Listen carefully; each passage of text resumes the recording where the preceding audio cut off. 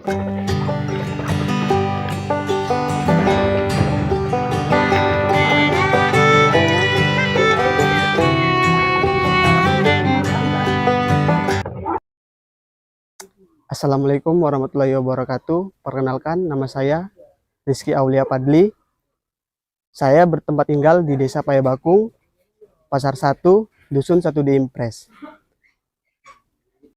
Dan latar belakang saya saat ini sedang duduk di bangku kuliah yang bertempatan di Universitas Pembangunan Pancabudi, jurusan peternakan. Selain itu juga saya bekerja di perusahaan distributor obat-obatan hewan, yaitu bertepatan di Mensana Aneka Satwa, dan saya diletakkan sebagai di bidang vaksinator atau pemaksinan ayam dan unggas lainnya. Bagi rekan-rekan peternak sekalian yang ingin memaksin entoknya, bisa menghubungi saya dan vaksin dari saya, dan saya siap untuk datang ke lokasi untuk memaksin entok bapak-bapak sekalian. Pada saat ini saya sedang menjalankan usaha breeding entok, dan saya menjalankan usaha breeding entok sudah dari tahun 2020. Dan awalnya saya breeding entok tidak berapa kali tergiur gitu, hanya beberapa ekor saja. hanya beberapa ekor saja, dan dari situ saya melihat prospek untuk jualnya itu sangat menjanjikan gitu bang. Nah, dari situlah saya tergiur, mulai saya tekuni, dan mulai saya tambah sedikit-sedikit indukan dari anak-anakan entok saya sendiri, saya besarkan. Dan pada saat ini di kandang kita berkisar sekitar 50 ekor indukan yang terdiri dari 8 pejantan atau basor dan 42 betina.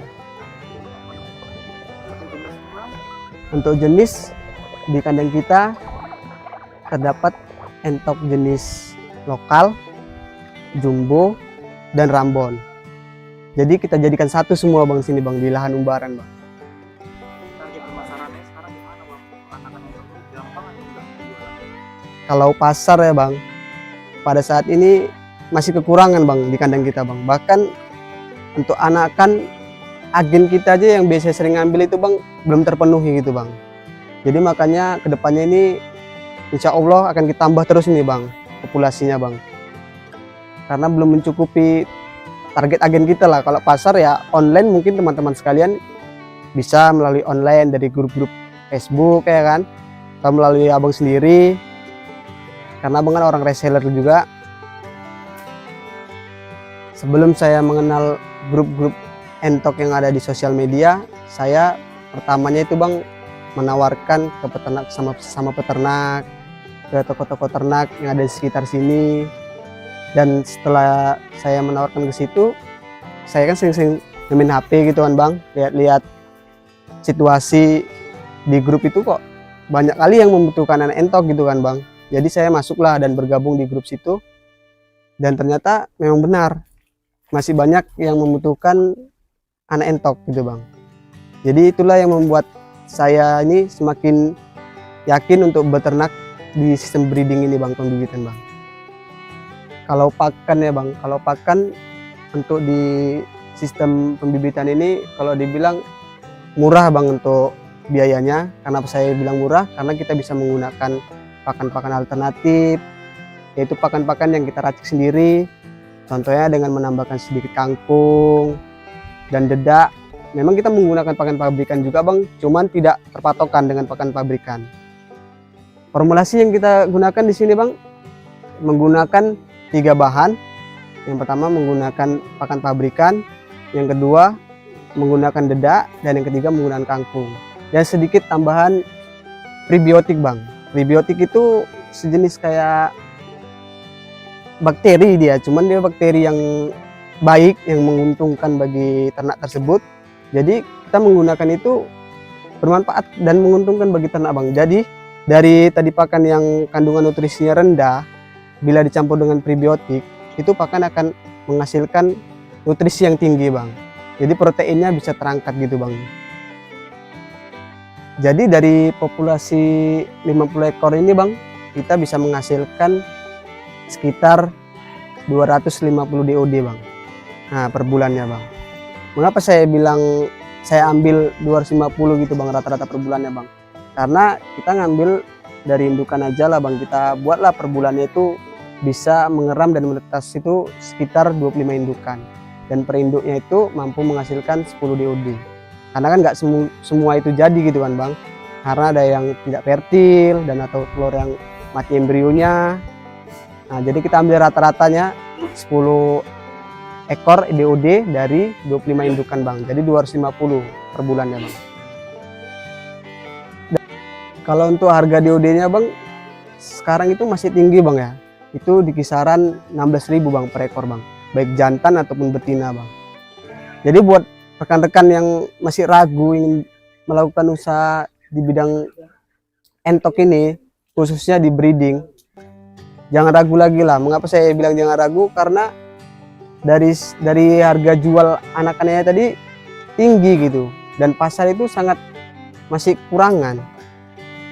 Dan untuk target kedepannya ini bang di kandang kita, ini ingin kita tambahkan lagi indukannya bang, agar bisa memenuhi pasar kita, dan itu ingin kita isi sekitar 200 ekor lagi bang.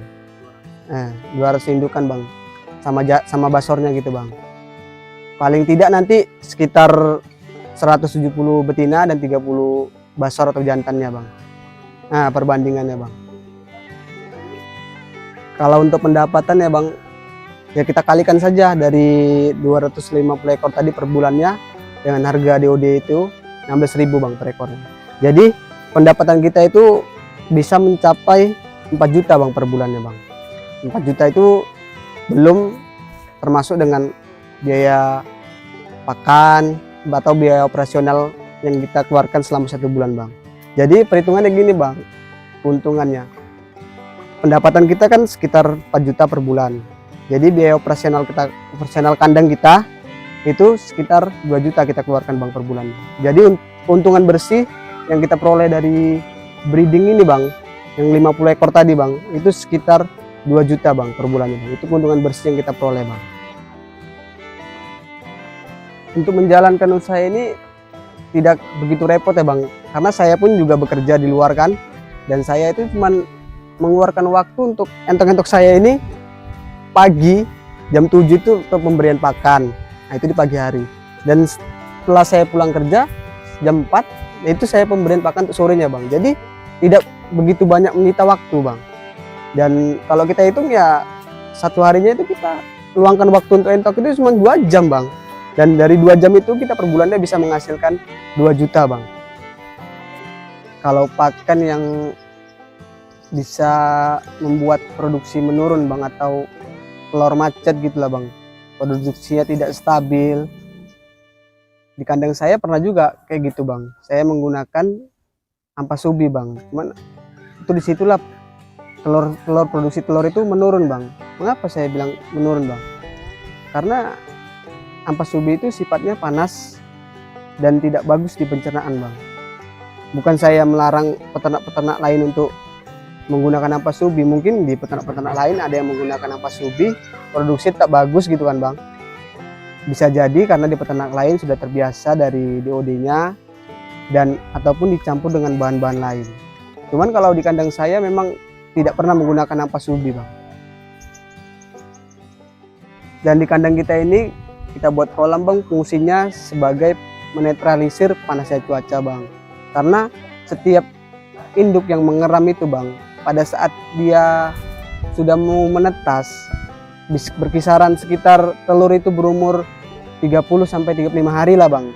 Pada usia-usia saat mau menetas itu bang, kan itu telur membutuhkan kelembapan bang. Jadi inilah fungsi dari kolam tadi bang kita buat bang. Biar supaya membantu cangkrang telur tadi itu nggak mudah untuk mengeluarkan anaknya bang, untuk pecah gitu bang. Inilah fungsi dari kolam tadi bang kita buat bang.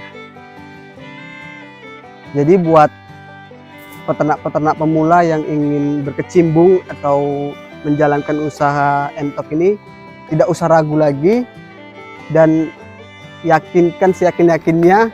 Karena kenapa saya bilang begitu, pasar saja kita masih kekurangan, khususnya itu di wilayah kita sendiri, yaitu Medan Binjai. Apalagi pada saat ini kita sudah menerima pesanan dari luar kota, yaitu Aceh, dan kita juga mengirim-ngirim ke sana.